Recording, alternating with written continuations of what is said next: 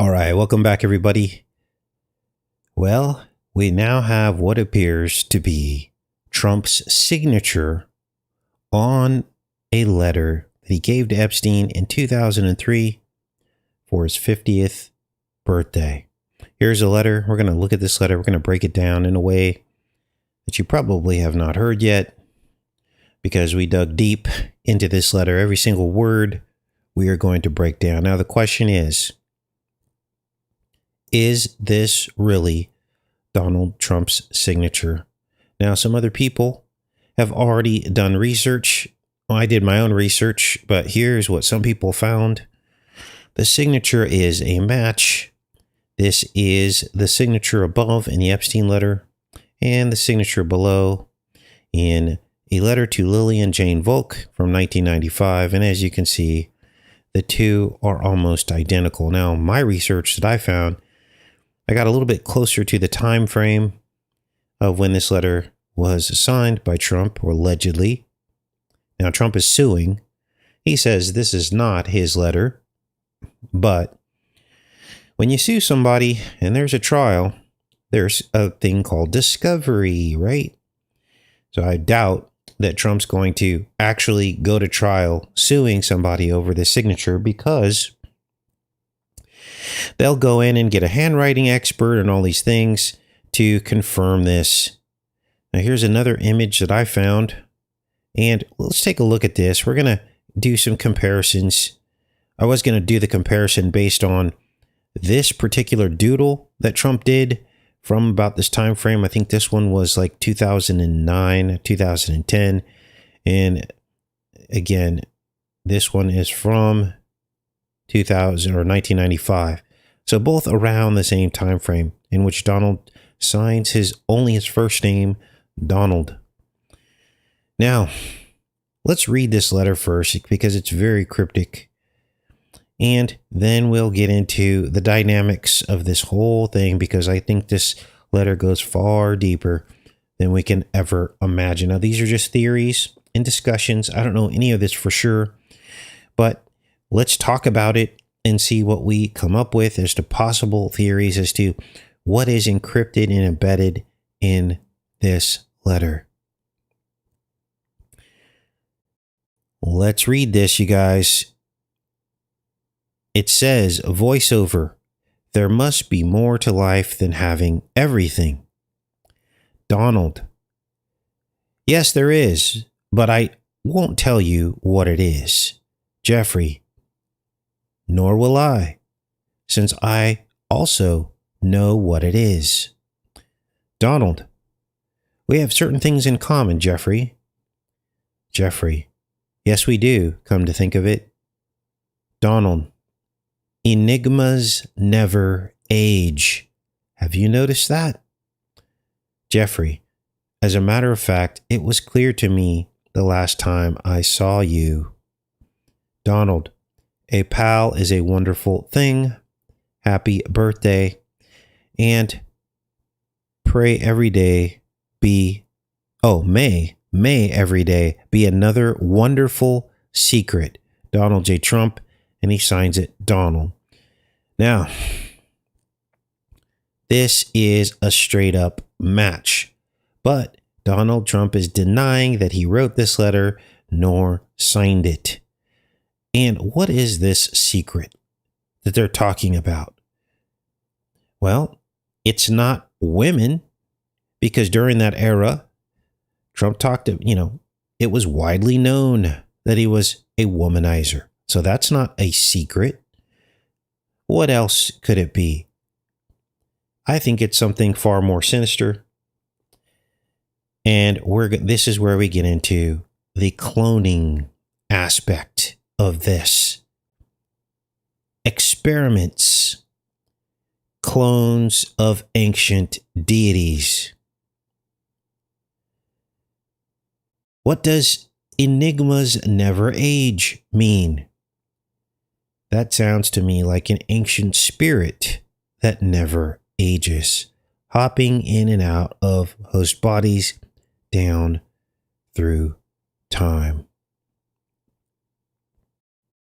Now, I punched in the term Enigmas never age from the letter. And look what the AI came up with.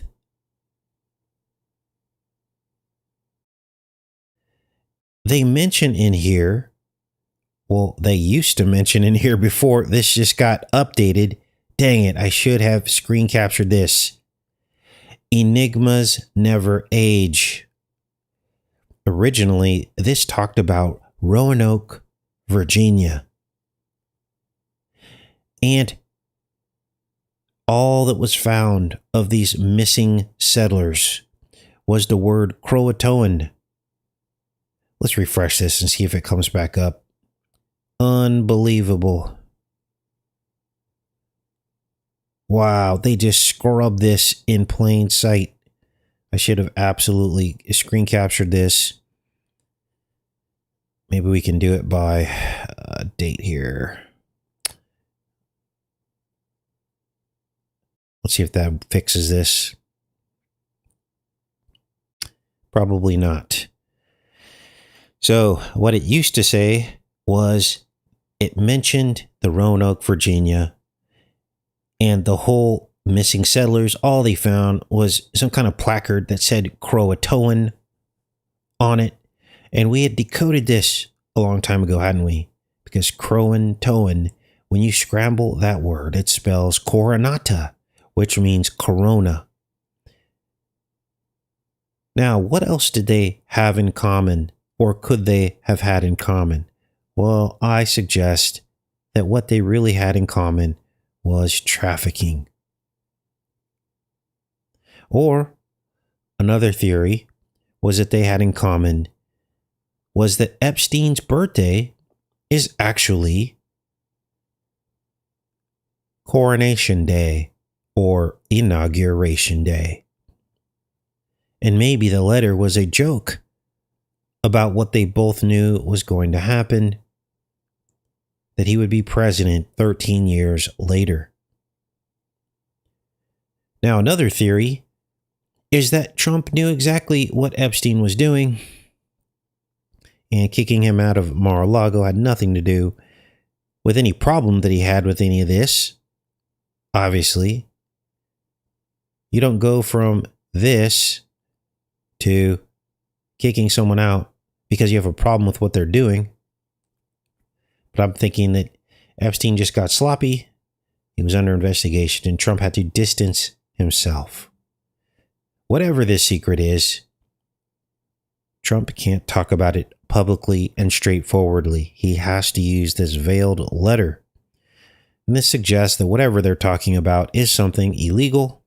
It probably isn't even, because I thought about it and was like, I wonder if this is something about gay lovers or something. But I don't think Trump would take that chance, even if that was true. I don't think he would take that chance outing himself in a letter like this that's public.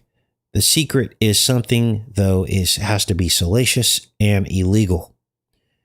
Regardless of whatever Trump is referring to here, I think we can all agree that it has something to do with birth, because it's a birthday book, right? And that brings us to the last and most powerful theory. 7 years after this letter was written, a discovery was made. Let's take a look. This was 7 years after the letter was written. What was the discovery? It was the bust of a pharaoh. One of the last pharaohs of Egypt that looks a lot like the bust in this letter. Now they say that this bust in this letter is a female figure, but I beg to differ. Look how high the pectoral muscles are here. This to me looks like the bust of a man. And because these lines would be drawn lower, wouldn't they, if these were female breasts? But instead, these may be the pectoral muscles of a man. And this is when I started searching. Because we had always had theories about the birth of pharaohs reanimated pharaohs cloned from antiquity. Why? Because their DNA was the closest that our controllers could find to the blue bloodline. They wanted to continue these lineages. We know they intermarry. We know from history that these pharaohs intermarried with their own brothers and sisters and cousins to continue the bloodline. So what would stop them from cloning? Because that's the best way to continue a bloodline, right? Now, who is this pharaoh? Well, we're going to get into that.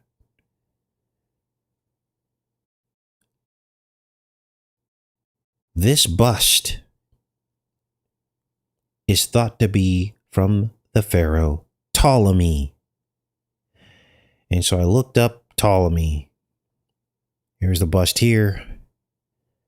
And looky here. This is Ptolemy. Now, Ptolemy was a long line of pharaohs. They were actually Greeks. They were Greeks posing as Egyptians. And they were the last dynasty to rule Egypt. Somehow, they were able to prove to the Egyptians that they were true pharaohs from the bloodline. Who were the Ptolemies? What was the Ptolemy dynasty? As we look at these pictures of a young Donald Trump that seems to have very similar facial features to this particular Ptolemy in the bloodline. So creepy. Now, we already know that Obama looks a lot like one of these pharaohs as well. And we know these people are selected as kings to rule the rest of us. They give the illusion and they lie about their origins to make it look random, to make it look like they came to power naturally or through a bloodline. But nothing could be further from the truth. These people lie about everything. So where did the Ptolemy bloodline come from?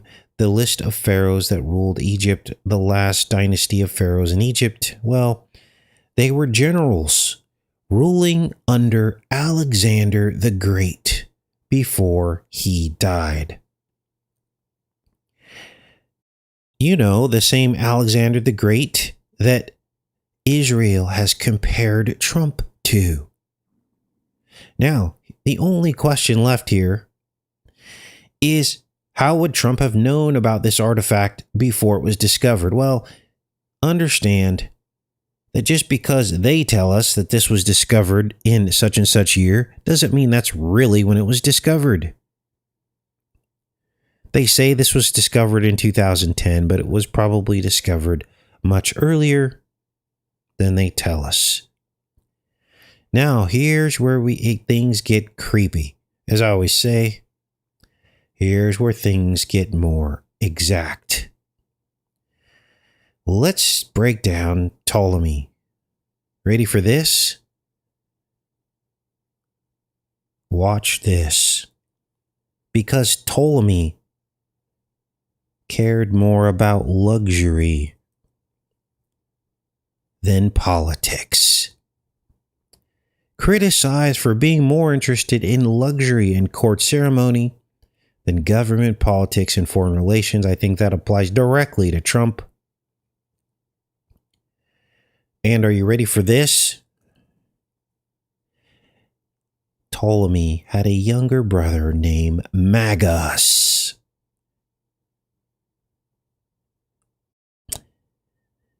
Ptolemy also worshipped Alexander the Great, which of course, again, Trump was compared to by Israel. And there are other consistencies that seem to go along with all of this.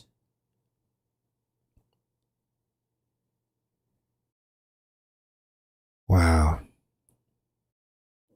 Now, Magus met his end when he was scalded to death in his own bath.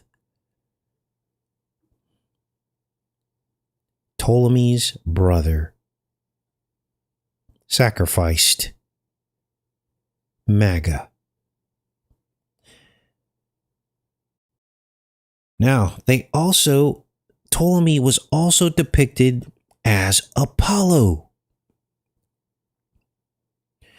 And the entire naming of everything in our political system, our basically our government here in America, it all comes from the root of Apollo.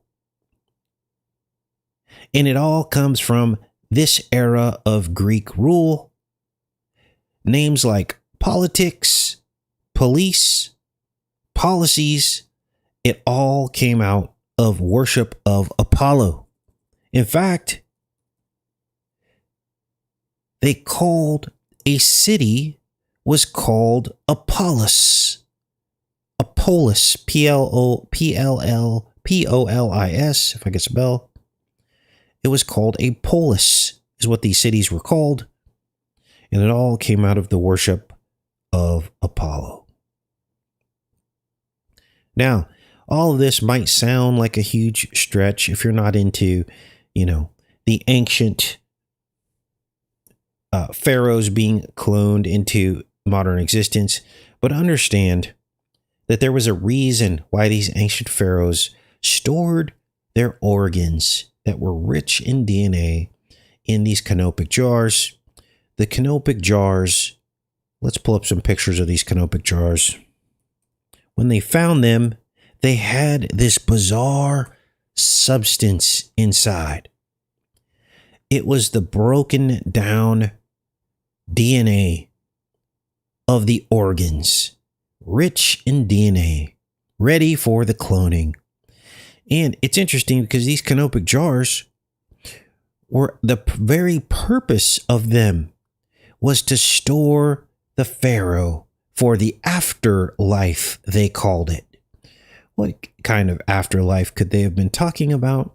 Well, I believe they were talking about modern times.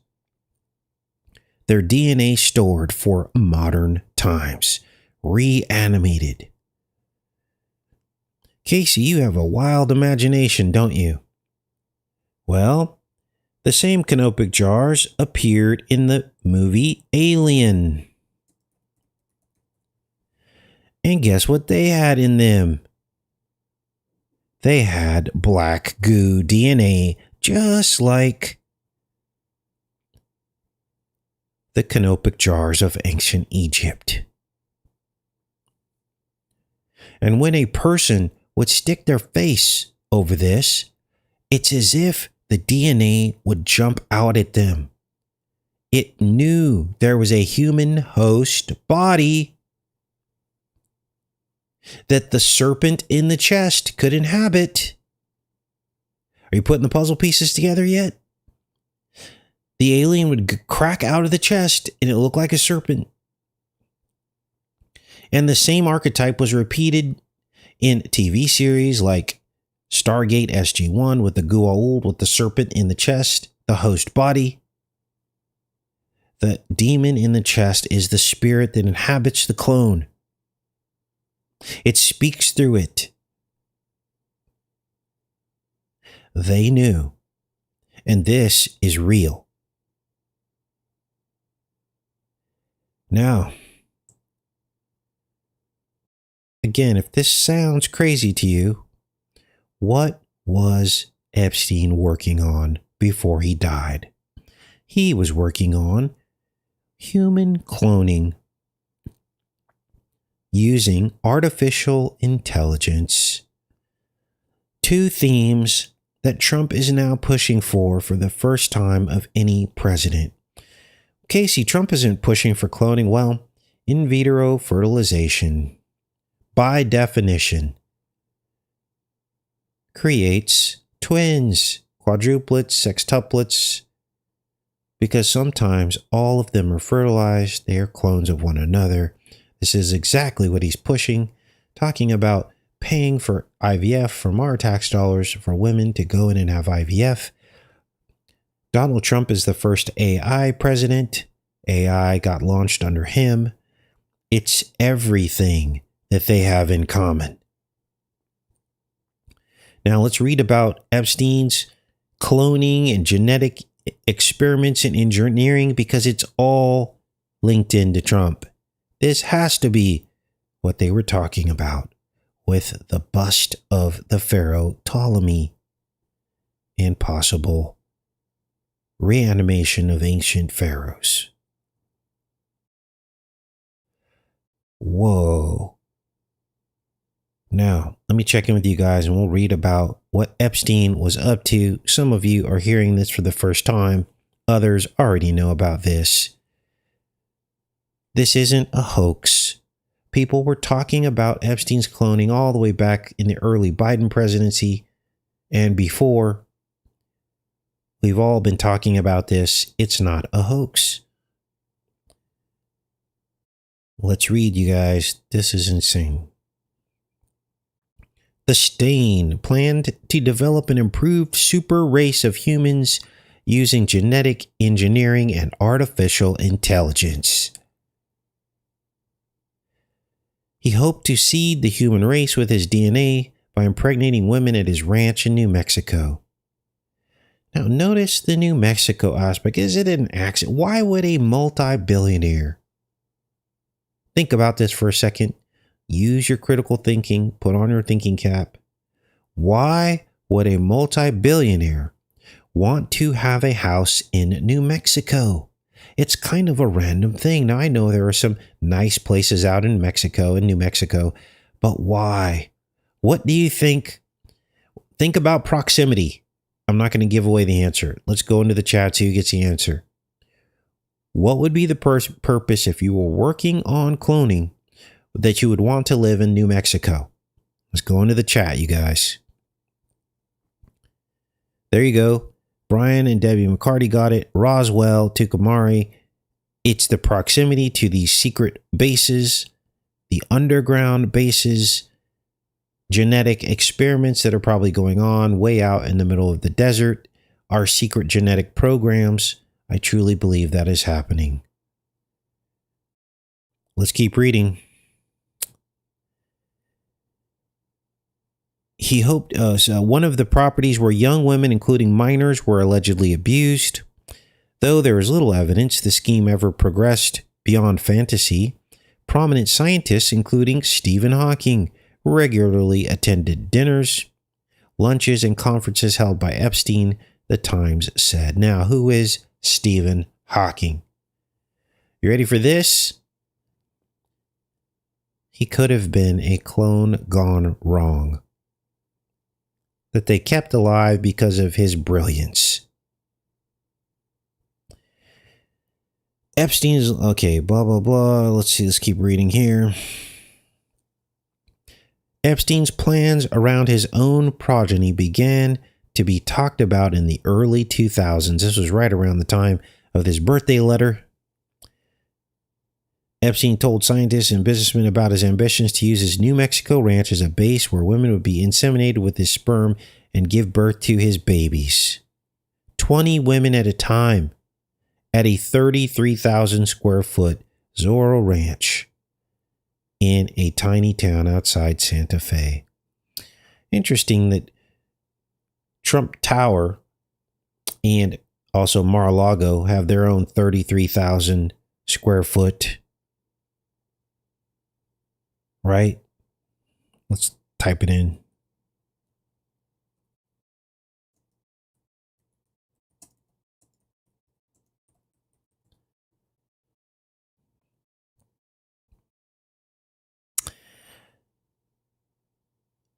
Inflated estimate by Donald Trump's penthouse apartment, in which there were 11,000 square feet, and he said that it was actually 33,000 square feet when it really wasn't.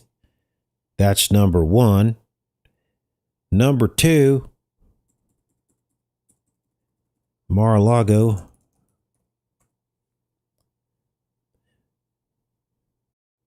I believe he said that there's 33 bathrooms. I can't remember, but there's also a 33 with Mar-a-Lago as well. Oh, but Casey, he's not a Mason. Okay. Let's keep reading. Epstein's field of study was labeled transhumanism, but was an updated version of eugenics. Dershowitz, who defended Epstein in 2008, has been named in a civil lawsuit, blah, blah, blah. We already know all this. Everyone speculated about whether these scientists were more interested in his views or more interested in his money. According to the paper, Epstein's circle included the molecular engineer, George Church, Murray Gell-Mann, who proposed the quark, the evolutionary biologist Stephen Gould. Wow. Like the Goa'uld from Stargate SG-1, the serpent in the chest. The neurologist and author Oliver Sacks, and the theoretical physicist Frank Wilczek.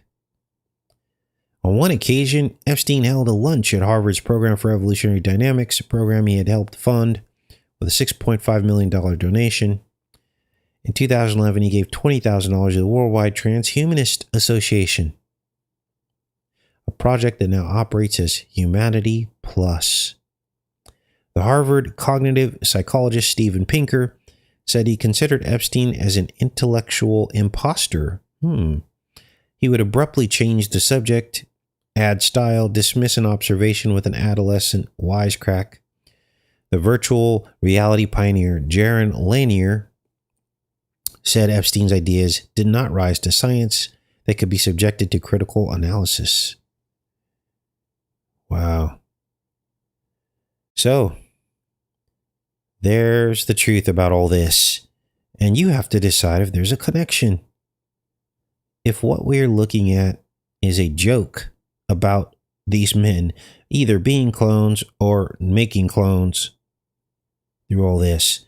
Now, even if this wasn't a cloned Pharaoh Ptolemy, and if you want to believe it was a woman's body, it's not just a woman's body.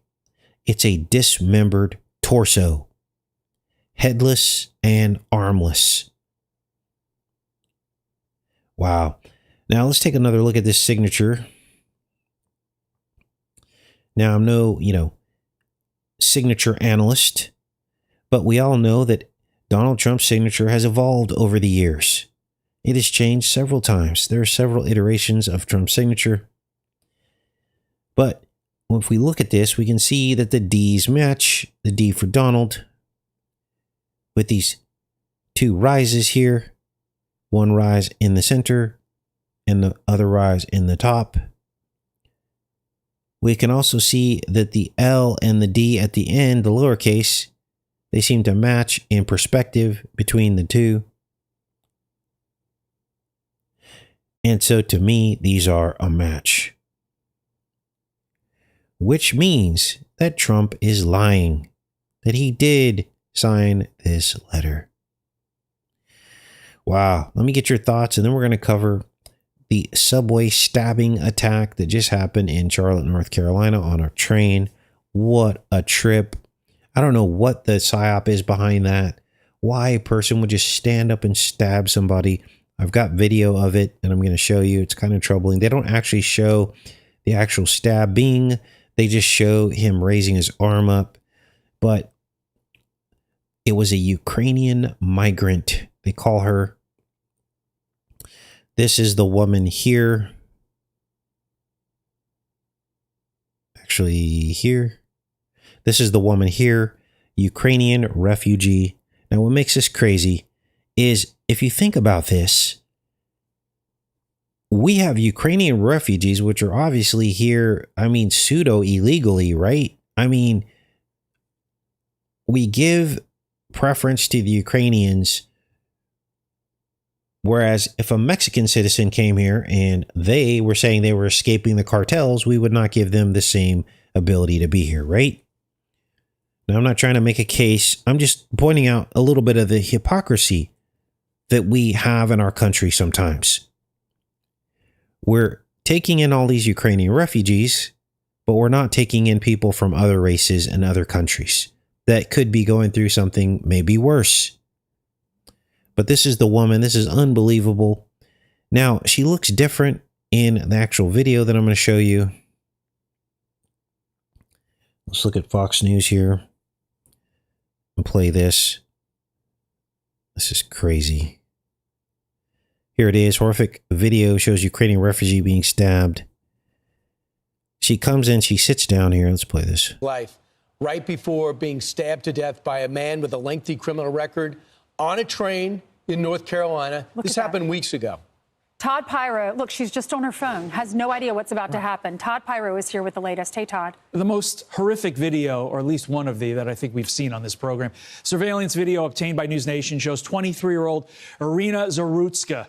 She was boarding the train in Charlotte, North Carolina last month. She took a seat right in front of the alleged suspect, but around 4 minutes later, the suspect pulls out a knife and just begins stabbing the victim 30 times, including once in her neck. The suspect later wandered through the train before exiting at the next stop. He was arrested shortly after the stabbing, hospitalized thereafter, before being arrested on a charge of first-degree murder. Records obtained by the New York Post shows he has a lengthy history of convictions dating back more than a decade, including felony larceny, robbery with a dangerous weapon, and communicating threats. He served 5 years for a 2014 robbery and was released in 2020, but was arrested just 5 months later for assaulting his sister.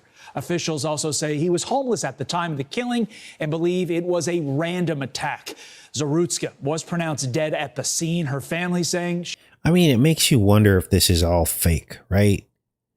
It just makes you wonder, because how could you verify this person's identity? Obviously, they've received a new government identity when they came into this country. We've got Trump just on the verge of pretty much invading Chicago. Maybe they're trying to open the door for Trump to go hard on maybe black criminals. I don't know what the psyop is behind this, but something doesn't pass the sniff test, does it?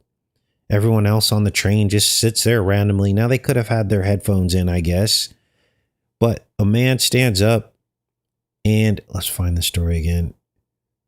And, obviously, and these people just stand there. This woman doesn't care or whatever.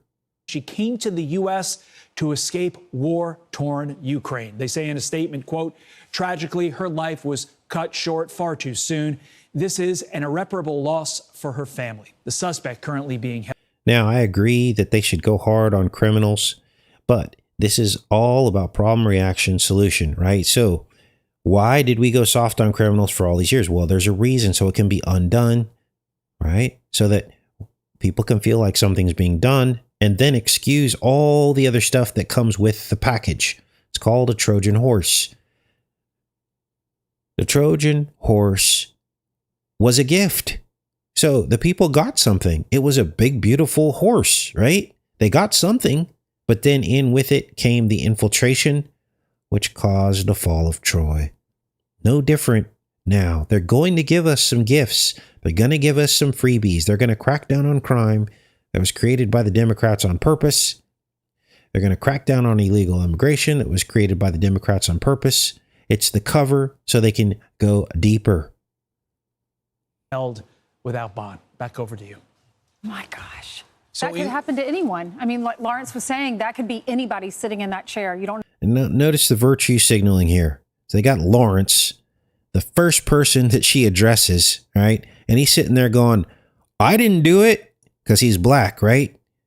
And this is all this. I just feel racial tension in this for some reason. Know what's behind you. Listen to Lawrence's reaction. He overcompensates. He's the most outraged one on the panel, even though he's black. And I'm talking about psychology here. I'm not trying to run interference for black people who commit crime. I'm trying to show you how your mind can be manipulated by these stories. And this guy, why is he out on the streets? That's the question. Before he stood up and with his knife, like he's smirking. Mm-hmm. You see him smirking there, like, I'm about to attack this woman who is about to get stabbed. She's just coming off her job at a pizzeria. And it turns out, one of the things she was doing in Ukraine, compiling stories of women resisting the Russian invasion. My gosh. So to be clear, this guy deserves the death penalty for his actions, right? It's premeditated. The way he stands up on him, just brazen in the neck. He's a repeat offender. He had already committed larceny with a deadly weapon. Mm-hmm. And because our criminal justice system keeps wanting to reimagine things, when people are violent, offenders and they have weapons, they don't deserve to be back on the street. I don't care if he's homeless or not. If people have mental health issues, get them the services they need. But we shouldn't have to tolerate them in society while you guys try to figure out a new way of doing the criminal justice system. We're seeing this in every major city. And it's not just like, okay, it's a liberal city and they just stay there. They spread out all across the country. But Elon Musk is somebody who said, why are people not talking about this crime? And the mayor comes out and says, I'm so glad you guys are not talking about the crime. We don't want to give this a lot of publicity. No, you need a lot of publicity. This is a victim of a crime, brutally killed after surviving the war in Ukraine, came here for some solid. So, do you see what's happening here? Wow. And we're already in with, right now, what's going on right now is racial profiling of Hispanic people. So they go in, they arrest everybody, right? Based on your profile. If you're Hispanic. Somebody told me the other day they thought I was Hispanic. I'm like, no, I'm black. And then, so, you know, people can mistake your identity. They can think you're one thing. And next thing you know, you get rounded up into some kind of situation, right? And so what if this is the next surge? They're about to go into Chicago. They're going to have to racially profile black people that are doing most of the crime in Chicago, right? And you get swept up in this. And it's convenient that this story just broke days before Trump's set to go into Chicago next. Yes, it'll be about the illegals, which Chicago has a lot of them, but it might also segue this into right back into racial profiling. So, and there's a reason why they put this guy on the panel. I don't know if he's a regular, this black guy, Lawrence. There's a reason why he's on the panel. It's just to get a day job and just build their life at 23 and gets hacked to death. Mm-hmm. I mean, don't tell me that can't happen to you. Well, he's definitely mentally disturbed. How could you do that to anybody, period? But he's like resting on his hand against the window. Looks like he's maybe about to go to sleep. And then all of a sudden he stands up. Yeah, like they've got her. She represents like the Ukrainian. He represents the killer, right? So you've got this dichotomy going on here that kind of matches the story. Let's keep listening here. And then stabs the girl. Yeah, and then the mayor says, oh, we shouldn't villainize people with mental health issues. Excuse me, everyone that has mental health issues is not going around stabbing people. Then she said, oh, we can't arrest our way out of this. Oh, yes, we can. We can make sure when people are violent offenders that they don't see the daylight anymore. Now they're going to put security on the trains. Now you guys do it after a victim like this? I don't even see a knife in his hand, but it could be the lighting and the angle or whatever, but it just looked like there was like nothing in his hand, almost. So now we need to sit catacornered to look both ways because we don't know what lunatic is sitting behind us. How scary is it to, like, I mean, we live in New York City. I used to always take the subway. It's cheaper, it's quicker, right. But I don't ever take it anymore. I haven't taken it since all of the crime went up in New York, and I don't feel safe because of things like this. Well, I'm on the train every day and the subway maybe twice a week, so you got to always think about that. Do you ever I never think about it, especially, no, I mean, wow, that is insane, right? What a trip. Okay, so that's what I wanted to cover today for you guys. Let's go back into the chat and kind of open it up for discussion at this point. Now, again, I'm not saying we obviously need to crack down on crime, obviously. And most of the crimes in Chicago, most of the violent crimes are committed by black people against other black people. Those are just the statistics, okay? But it's just convenient that this story kind of popped up right before all this to basically soften the target. So if some beatdowns do occur and some wrong people are, wrapped up in this, that they can go, okay, no one's going to have any sympathy. They're going to say, oh, that's just a part of it. Collateral damage. It's worth it to get the job done. All right.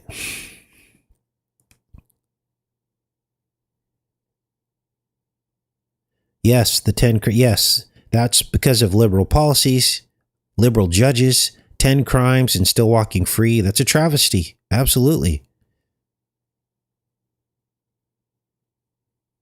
She doesn't take the subway anymore, not because tons of super expensive cars, her and her boyfriend, Sean Hannity. Oh, that's Sean Hannity's girlfriend? Oh, gosh. Yeah, I can't stand the mainstream either. That's why we have to break it down and debunk it and show their lies so that other people can wake up, because most people are watching the mainstream and they're being deceived and tricked by it, falling right into, yeah, the fear narrative. Exactly. And then we have to deal with that. We have to like watch people going in and out with the tide, picking sides. My son Max is fantastic. He's in California with his sister. He's doing great. A stabber gets a few years in prison. Truck driver got 40 years for running over a family at stopped for a 2x4 in the road. Wow. We don't hear about Obama visiting Chicago anymore. Yep. Thanks, Tony. He's a super soldier, says Leilani.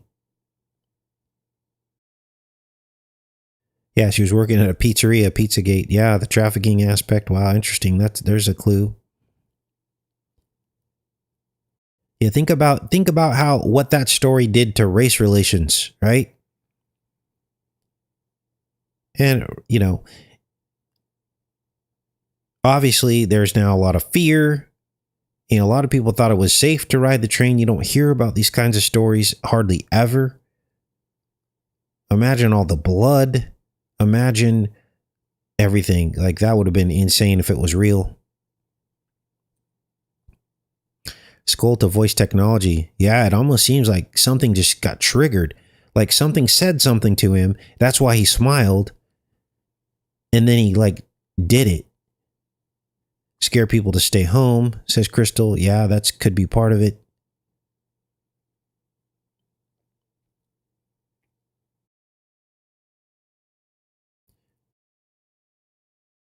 Okay. Yes, 2073 was deep. Lots to decode. I already decoded that movie, Pirate Heart. So thank you for reminding everybody. Did a full decode on 2073 before Trump started flying drones, before the night drones and all that stuff. We decoded that. Basically, 2073 is happening now.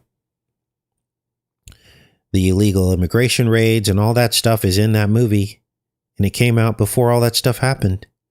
So there you go. Maybe I'll re-upload that one, since many of you didn't see it.